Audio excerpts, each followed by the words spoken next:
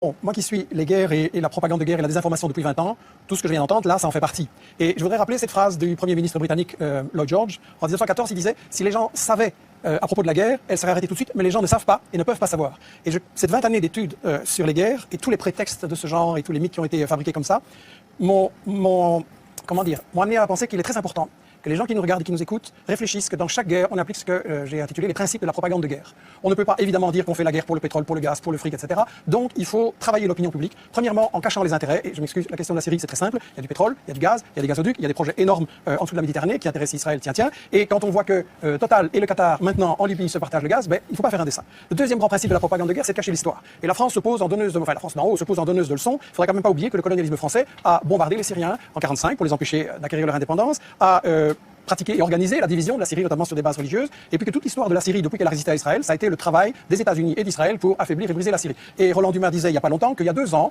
on lui avait dit à Londres, on prépare quelque chose contre la Syrie, est-ce que tu veux en faire partie? Il avait dit non, 2 ans avant les manifestations. Le troisième grand principe de la propagande de guerre, c'est qu'il faut absolument, quand on a décidé d'attaquer pour le pétrole, le gaz ou le fric, il faut absolument diaboliser l'adversaire. Et donc là, on a droit à toute une série d'histoires, et celui qui dit, moi je sais, qui dit ici, je sais tout ce qui se passe en Syrie, je n'ai aucune certitude, pour moi c'est un charlatan. Je pense qu'il n'y a pas de guerre propre, je pense qu'on a vu des atrocités des deux côtés, et je pense que quand on se réclame de la justice, dire avant toute enquête, je sais qu'il va falloir faire quelque chose et je sais qui est coupable, c'est pas sérieux. Un tribunal qui jugerait comme ça ne serait pas accepté. Sur la question des armes chimiques, c'est évidemment intolérable. Je voudrais juste poser la question à ceux qui connaissent bien les États-Unis. Quel est le pays dans l'histoire qui a le plus utilisé les armes chimiques, biologiques et bactériologiques? Sinon les États-Unis, avec 250 kilos d'armes chimiques balancées sur le Vietnam et maintenant encore des bébés qui naissent comme des monstres. Et dans toute une série d'autres pays. Donc si Obama trouve que les armes chimiques c'est intolérable, il ne doit pas aller très loin pour punir les coupables. Le quatrième grand principe de la propagande de guerre, c'est qu'il faut toujours se présenter comme défendant les victimes. On fait toujours des guerres soi-disant humanitaires. Mais là, la mèche a été vendue hier ou avant-hier, je ne sais plus, par Bernard Kouchner, qui est un pro-interventionniste et qui a dit devant une télé française, bien sûr que le but c'est de renverser Bachar el-Assad, mais il faut un habillage diplomatique. Ça veut dire qu'on n'est pas là pour défendre les Syriens, parce qu'en réalité c'est une guerre qui a été provoquée par les États-Unis et leurs alliés dès le départ, comme Roland Dumas l'a dit. On n'est pas là pour protéger les victimes et pour les empêcher. Au contraire, on veut qu'il y en ait plus pour avoir un prétexte d'intervenir. Et je tiens à rectifier les mensonges qui ont été dits.